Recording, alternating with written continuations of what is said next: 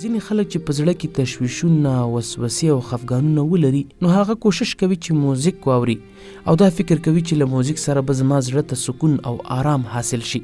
دا په یاد ولره چې له موزیک سره ستا زړه ته سکون نه راځي بلکې ستا زړه نور هم په نالت کوي او ستا زړه کې سکون پر ځای تشویشونه، خفګانونه او هر ډول وسوسې پکې را پیدا کیږي.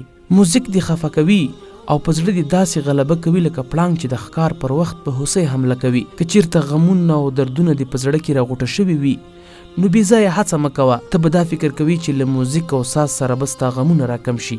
په موزیک او ساز سره ستا غمونه نه راکمیږي. که داسې وایې د نړۍ ډېر موزیک وړاندې کوونکي خلک به تر ټولو خوشحاله او بهتره خلک وای.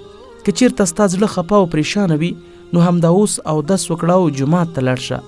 2 رکعته لمونځ وکړه او له لمانځه وروسته قرآن کریم تلاوت کړه. په داسې شکل سره یې تلاوت کړه چې ټول تمرکز دې په عبادت کې وي.